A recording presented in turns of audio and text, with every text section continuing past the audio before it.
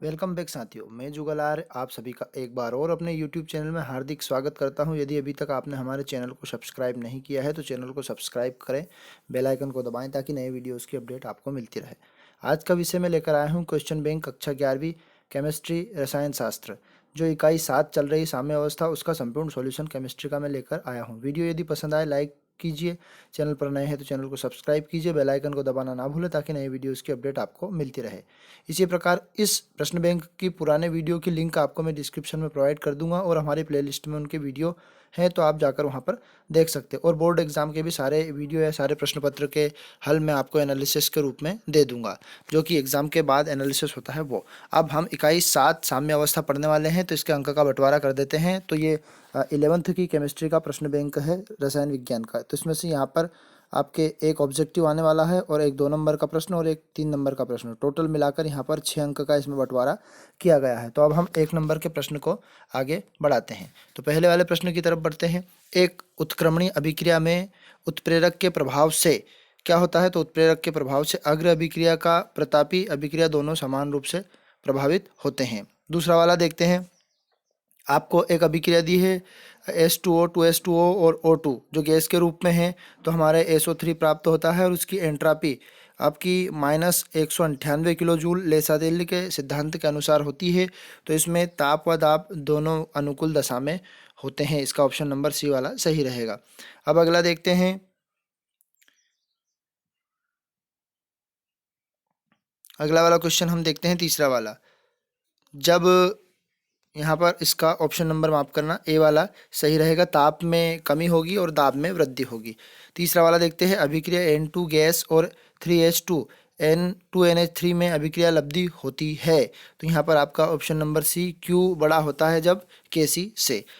चौथा वाला देखते हैं। अभिक्रिया कार्बन मोनोऑक्साइड और जिसकी क्लोरीन से अभिक्रिया कर दी COCl3 प्राप्त होता है, तो Kp/Kc बराबर होता है। तो किसके बराबर होता है? ये 1/RT के बराबर होता है। साम्य अवस्था 2HIG और जो गैस के रूप में है और H2+I2 के लिए कौन सा व्यंजक सही होगा? तो Kp/Kc, जो Kp और Kc होता है दोनों का संबंध, उसमें Kp Kc के बराबर होता है। अब अगला छठा वाला। अभिक्रिया CO+H2O CO2+H2 किस ताप पर CO2 की मात्रा में पड़ी जा सकती है? तो इसका डी वाला ऑप्शन CO साधारण सही रहेगा। अभिक्रिया N2 gas plus O2 2NH2 में ताप स्थिरांक में Kc का मान 4 × 10⁻⁴। इसी प्रकार तापीय अभिक्रिया में इसका मान क्या रहेगा? तो 50। अभिक्रिया H2 गैस तथा I2 प्लस 2HI मानक मुक्त में K साम्य स्थिरांक रहेगा, तो इसका मान क्या रहेगा? तो इसको K बड़ा है 1 से। फिर अगला वाला देखते हैं, नवा वाला ऑब्जेक्टिव। भौतिकी प्रक्रम में साम्य प्रयुक्त निम्नलिखित में से कौन सा सामान्य अभिलक्षण नहीं है? तो इसका आपका आ जाएगा साम्य पर सभी भौतिक प्रक्रम रुक जाते हैं। BF3 की अम्लता की व्याख्या निम्नलिखित में से किस संकल्पना के आधार पर की जा सकती है? तो ये लुईस संरचना के आधार पर की जा सकती है। साम्य आयन प्रभाव का उदाहरण क्या है? तो तृतीय समूह के परीक्षण में NH4 के पूर्व अमोनिया क्लोराइड का मिलना यह साम्य परीक्षण का प्रभाव कहलाता है। फिर देखते हैं 12वां वाला। पीएच मापक्रम की अवधारणा को प्रदान की गई है, तो ये किसके अनुसार प्रदान की गई है? सोरेनस द्वारा प्रदान की गई है। अब 13 वाला 13वें वाला अम्ल लुईस अम्ल कौन सा है? तो लुईस अम्ल SO3 वाला है। CuSO4, तो CuSO4 एक प्रबल अम्ल एवं दुर्बल क्षार का लवण बनाता है। 0.02 m NOH का pH मान कितना होता है? तो 0.2 m का pH मान, इसका बी वाला ऑप्शन आपका 12 सही रहेगा। अब हम देखते हैं 10⁻−10 Mn NOH के विलयन में लगभग कितने की मात्रा उपस्थित होती है? तो यहाँ पर आपकी मात्रा रहेगी 7 pH मान इसका उपस्थित रहेगा। 17वां वाला देखते हैं। कौन सा ऋणात्मक आयन दुर्बल क्षार होता है? तो ये आपका NO3 जो माइनस ऋणात्मक रहता है वो दुर्बल क्षार का उदाहरण रहता है। यदि किसी जलीय विलयन में pH मान 0 हो तो विलयन होगा, तो इसका विलयन अम्लीय होगा। साम्य स्थिरांक Kc की इकाई अभिक्रिया NH2 गैस तथा 3NH2 गैस बराबर 2NH3 के लिए क्या होगा? तो इसका लीटर वर्गमूल इन्वर्स रहेगा। अब जोड़ी बनानी है आपको, तो जोड़ी में आपको बना देता हूँ पीएच स्केल। तो पीएच स्केल किसने दिया था? तो पीएच स्केल हमारा दिए सोरेनस नामक एक वैज्ञानिक ने दिया था। अमोनिया हाइड्रोक्साइड, तो अमोनिया हाइड्रोक्साइड का आपका ऑप्शन नंबर ई सही रहेगा, दुर्बल विद्युत अपघट्य। संघनन, तो संघनन के लिए बी वाला ऑप्शन आपका सही रहेगा, द्रव गैस साम्य अवस्था। फिर चौथा वाला रहेगा आपका कि क्षार, क्षार एक प्रोटॉन ग्राही है। और द्रव अनुपातिक क्रिया, तो द्रव अनुपातिक क्रिया क्या कहलाएगी? गुलबर्ग वाइगो नियम।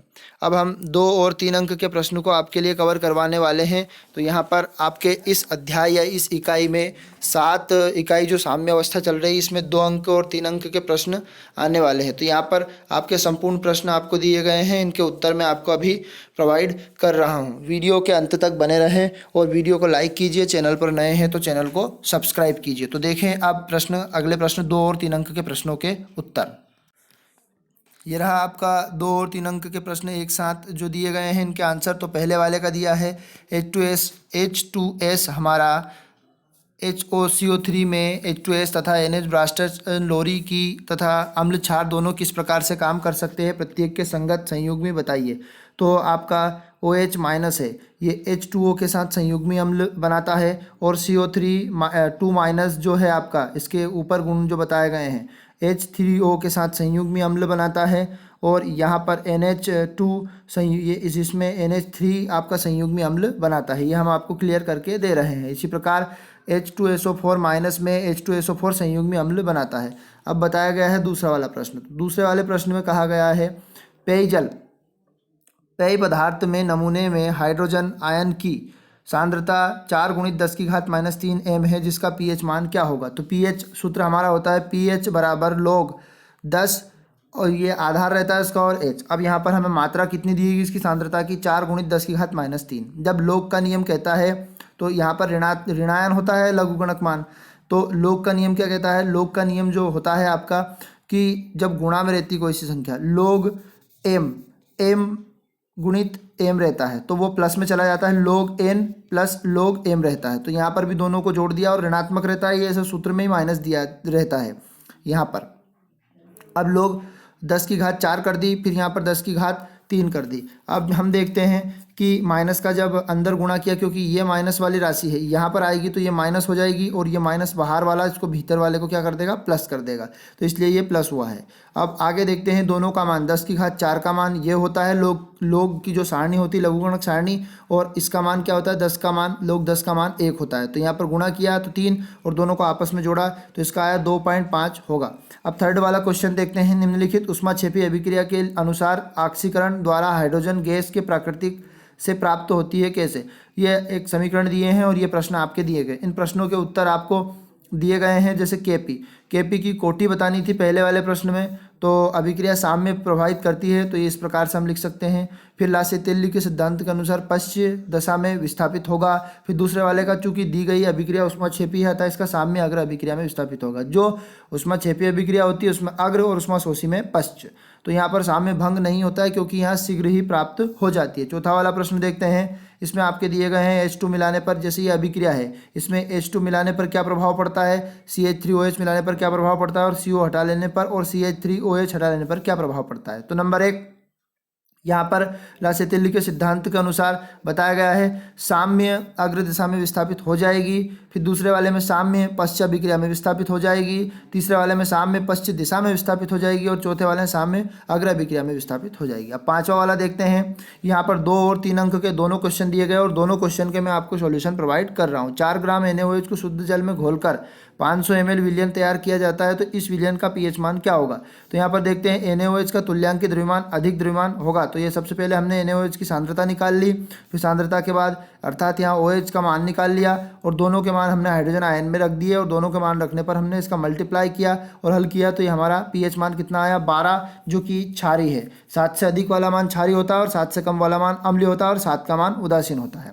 अब छठा वाला क्वेश्चन देखते हैं। संयुग्मी अम्ल युग्म क्या होता है। तो संयुग्मी अम्ल तथा भस्म अम्ल द्वारा प्रोटॉन त्यागे जाने पर बना भस्म अम्ल का संयुग्मी भस्म कहलाता है। अम्ल, या फिर आप सीधा बोल सकते हैं संयुग्मी अम्ल, है ना। प्रोटॉन दान करने वाले अम्ल को भस्म कहा जाता है, और प्रोटॉन संयुग्मी अम्ल भस्म एक प्रोटॉन में अंतर होता है। इसके ऊपर दर्शाई गई अभिक्रिया में HCl संयुग्मी अम्ल तथा Cl आपका है वो आप ClH3 अम्ल का संयुग्मी भस्म है, क्योंकि यहाँ पर HCl में CO3 हमने ऊपर की तरफ बताया था कि इसका संयुग्मी अम्ल क्या है। तो इसी प्रकार से हम लिख सकते हैं इस समीकरण के रूप में, निम्नलिखित अवधारणा के आधार पर अम्ल एवं क्षार को परिभाषित कीजिए। तो आर्नियस, ब्रास्टेस, लोरी एवं लुईस इनकी परिभाषा हमें देनी है। सबसे पहले आर्नियस नामक वैज्ञानिक ने सन 1984 में आर्नियस ने आयनिक सिद्धांत के आधार पर अम्ल और भस्म की नई व्याख्या अम्ल और क्षार की प्रस्तुत की, जिसके अनुसार अम्ल वे पदार्थ होते हैं जो विलयन के हाइड्रोजन प्लस आयन से मुक्त होते हैं, हाइड्रोजन प्लस आयन जो लघुगणक मान के बराबर होते हैं, तथा ये अम्ल कहलाते हैं, तथा भस्म ये क्षार जल में विलय होने पर हाइड्रोक्सिलिक OH उत्पन्न करते हैं। इस सिद्धांत को अम्ल और भस्म कहते हैं। भस्म मतलब क्षार कहते हैं, यानी वो हाइड्रोजन आयन से उत्पन्न होते हैं और OH माइनस हाइड्रोजन आयन से बनते हैं और OH ऋण आयन से जो जल में विलयन होने के बाद बनते हैं। ये अम्ल और क्षार हुए। अब ब्रास्टेट और लोरी अम्ल वहाँ पदार्थ होते हैं जो प्रोटीन प्रदान कर सकता है, तथा क्षार वहाँ पदार्थ होते हैं जो प्रोटॉन को ग्रहण कर सकता है। तो अम्ल प्रदान कर सकता है और ये ग्रहण कर सकता है। अब क्षार की परिभाषा अधिक व्यापक है, क्योंकि उसके अनुसार आयन के अम्ल तथा क्षार की तरह व्यवहार कर सकते हैं। अतिरिक्त यहाँ परिभाषा केवल जलीय विलयन तक ही सीमित नहीं है, अतः यहाँ अम्ल प्रोटॉन दाता और क्षार प्रोटॉन ग्राही होता है। कुछ इस प्रकार से समीकरण उनमें देकर उन्होंने बताया। तो एक समीकरण आप लिख सकते हैं, क्योंकि 2 अंक और 3 अंक में इतना बड़ा लिखने की आपको आवश्यकता नहीं। फिर इस लुईस के अनुसार यद्यपि ब्रास्टेड एंड लोरी तथा आर्नियस की सिद्धांत की व्याप्तता तथा प्राप्त सिद्धांत द्वारा उन पदार्थों का अम्लीय एवं क्षारीय गुणों की व्याख्या ना कर पाना, जिसके कारण से प्रोटॉन जो स्थानांतरित नहीं होते हैं, ब्रास्टेड एंड लोरी सिद्धांत को बताने में असफल रहा और विलायक की अनुपस्थिति में निर्जलीकरण ऐसा प्राप्त हुआ। मतलब अम्ल वे पदार्थ होते हैं जो इलेक्ट्रॉन युग्म को ग्रहण कर सकते हैं, यहाँ पर आप इसकी परिभाषा इतनी लिख सकते हैं। और क्षार वे पदार्थ होते हैं जो इलेक्ट्रॉन को त्याग सकते हैं। उदाहरण के लिए केंद्रीय घनीजालक बताया गया है, ये इतना बड़ा लिखने की आवश्यकता। फिर इनकी सीमाएं दी है, ये आप नोट। फिर ओस्टवाल्ड की तनुता का नियम। तो ओस्टवाल्ड की तनुता का नियम क्या होता है? सन 1888 में ओस्टवाल्ड ने यह दर्शाया था कि दुर्बल विद्युत अपघट्य के विलयन में आयनों तथा आयनित अणुओं के मध्य साम्य स्थापित करने पर दुर्बल विद्युत अपघट्य विलयन के अनुक्रमानुपाती होता है। अब पीएच स्केल, तो पीएच स्केल क्या होता है?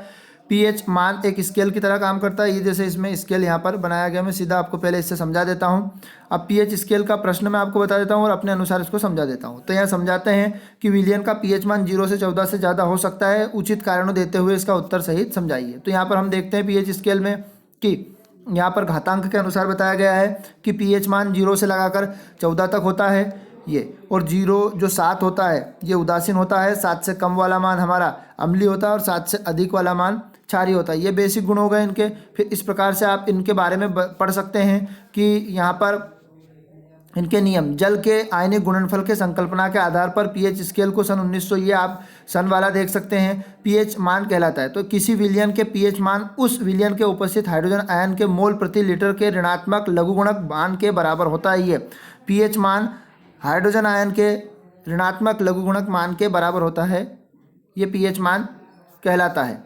ठीक है, अब यहाँ पर हम देखते हैं 10वां वाला पीबी। अगला देखते हैं पीएच वाला। तो पीएच वाला हमने पहले समझा दिया है। समायनिक प्रभाव, यहाँ जब आयन समान होते हैं वो समायनिक प्रभाव कहलाता है। और आप इसको डिटेल भी आप पूरा लिख सकते हैं। तृतीय समूह में हाइड्रोजन या हाइड्राइड के बारे में, तो तृतीय समूह में हाइड्राइड के बारे में ये प्रश्न आपको मैंने प्रोवाइड कर दिया है। और OH इसमें बाहर निकल जाता है, NaOH को मिला देते हैं तो ये NaOH की मात्रा प्राप्त हो जाती है। लवण अपघट्य क्या है, इसको उदाहरण सहित समझाइए। तो किसी लवण का जल द्वारा अपघटन मूल अवयव में विभक्त होना जल अपघटन कहलाता है। फिर अगला देखते हैं जल अपघट्य की कोटि की मात्रा क्या है। तो जल अपघट्य में उत्क्रमणीय अभिक्रिया जिस एक साम्य को स्थापित करती है वहाँ R स्थिरांक का मान अपघट्य स्थिरांक कहलाता है, जिसे V या H से प्रदर्शित करते हैं। विलेयता गुणांक, तो विलेयता गुणांक ये आपका दिया गया है। अब साम्य आयन प्रभाव का मैंने पहले आपको समझा दिया है, जो कि उस प्रश्न क्रमांक 12 में हमने पूरा दिया। द्रव अनुपाती क्रिया का नियम समझाइए। तो द्रव अनुपाती क्रिया निम्न नियम सक्रिय मात्रा पर निर्भर करता है। यदि 2 स्कैंडिवाइड वैज्ञानिक गुल्डेनबर्ग द्वारा किया गया, इसके अनुसार निश्चित ताप पर किसी पदार्थ के क्रिया करने की उसकी अक्रिय मात्रा के समानुपाती होता है। रासायनिक अभिक्रिया की दर क्रियाकारक की मात्रा के गुणनफल के बराबर होती है। जब यहाँ पर 2 अभिक्रिया ली A और B C D, यहाँ अग्रगामी अभिक्रिया अभिक्रिया आपकी ए और बी से हो रही है और पश्चगामी अभिक्रिया आपकी सी और डी से। तो इस प्रकार से अग्रगामी अभिक्रिया को आर एफ के रूप में लिख सकते हैं और के एफ बराबर, इसका समानुपाती का निशान हटाया तो हमने के एफ इसका एक नियतांक लिया। अब पश्चगामी अभिक्रिया ली, प्रतापी अभिक्रिया, तो इसमें सी डी के रूप में ली और इसका स्थिरांक के बी लिया।